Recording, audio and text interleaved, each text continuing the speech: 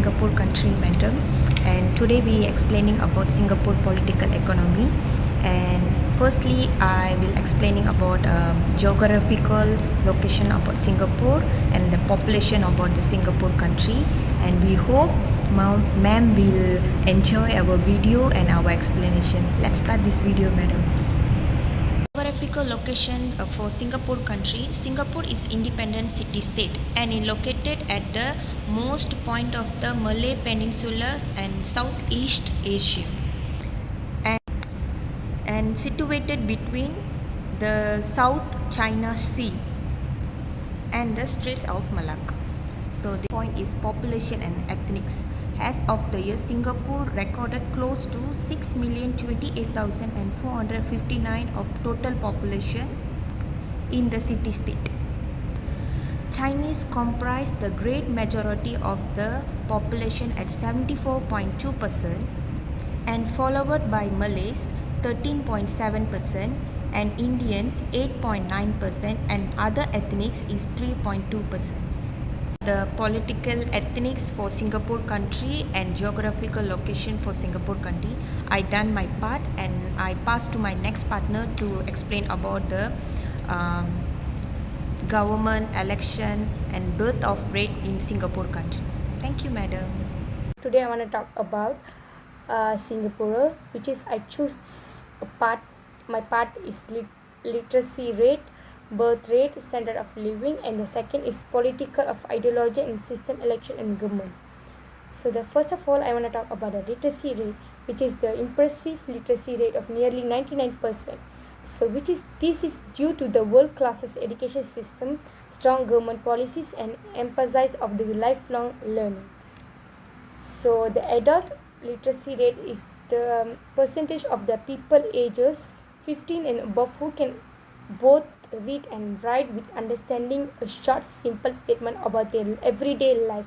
So Singapore literacy rate for 21 was 97.65%. 0.52% is it was an increase from 2022.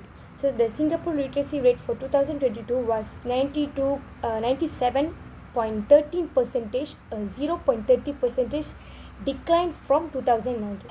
So this is I will show the line graph. You can see here that we have the increasement from the year by year. So this is literacy rate for people 15 years and older in Singapore from 2012 to 2021. So you can see here clearly, which is 2019 it was highest, and 2022 it was low, and 2021 it was be higher. So from this is my statement from 2012 to 2021. And next we gonna see that female versus male. So here that while the overall literacy rate is high, there's a light differences from the genders, with male literacy at 98% and the female literacy at 96%. So the next we going to birth rate. So the birth rate, however, the Singapore face a low birth rate, currently around 1.1 birth per woman. So factors like career focus and high living cost and lifestyle choice contribute to the trend despite government and incentive to boost population growth. And the next we go to standard of living. So the standard of living, when it's come to the standard of living, Singapore is among the best in the world. It has high GDP per capita, world-class healthcare and a safe and clean environment. However, the high cost of housing and daily expenses can be challenging for some residents. Okay, from the standard living, actually I just need to elaborate something as a new that what I hear from my friend, and I will show in the Google and everything. So the Singapore has a very high standard of living, which means they know that the clean environment, the model infrastructures and excellent healthcare and top quality education. So it has strong economy with many job opportunity and high salaries. So however, the cost of living is also high, and it's especially for housing and food and transportation. So despite this, Singapore provide a safe and comfortable lifestyle with a good public service and strong social system. So here that the graph code, you can see that the entertainment, shopping, personal care and tax, public transport and dining out, something like that. And you can see overall that how many expenses that they are using. So next I want to talk about the political ideology system. So Singapore follows a pragmatic and meritocratic. So it means the government approach. So it means the hybrid democracy. So this is ruling People Action Party has a dominate policy since independent in the year of 1965. The government priorities stability, economic growth, and social harmony over ideological independence. So next is elections. So Singapore hold parliamentary election. So they have a every 5 year. Every 5 year, the PAP has constantly won by large margins.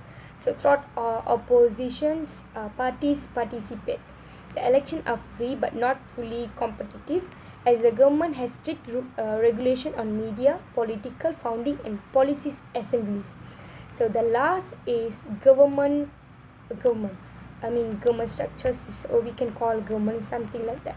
So it means the unitary parliamentary system. So this is mainly ceremony will be provide for president, so prime minister, the head of government. So the parliament makes laws, and the judiciary is the independent but aligned with the state interested in maintain order and economic growth. Thank you so much.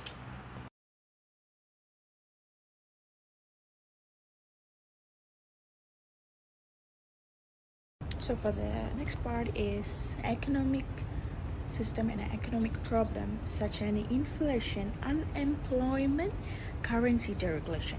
For the Singapore part, Singapore is a really highly boosted country. They developed into a free market in the free and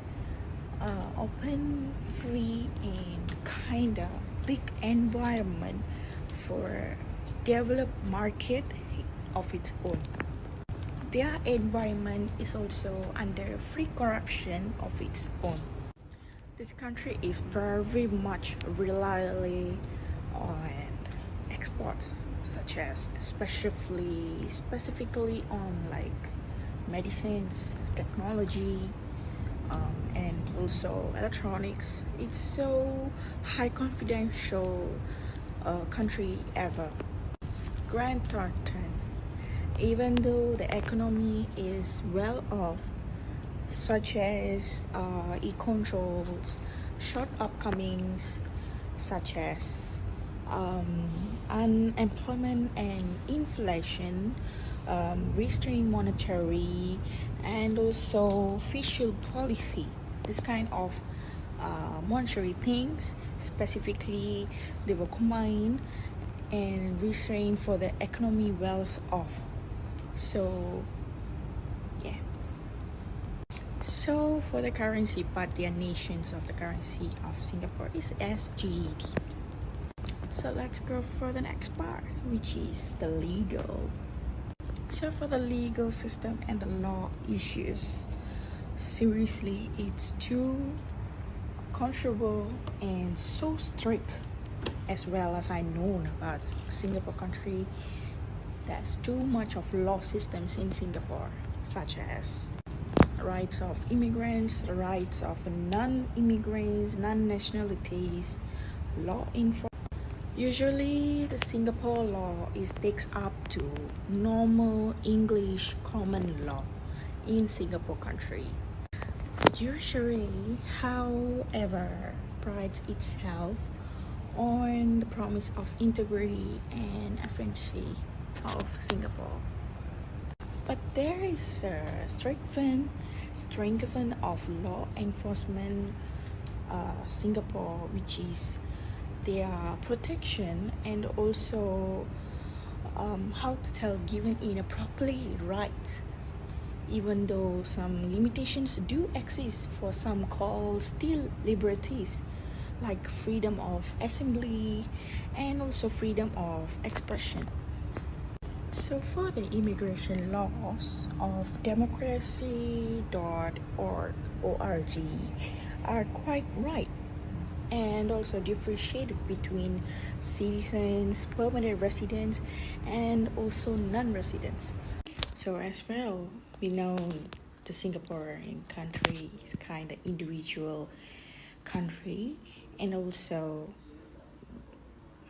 regarding their strategic, it's really good style ever they had, and also by the economic level, politic level, and cultural level, by the production of medicines, and the last is currency and their laws.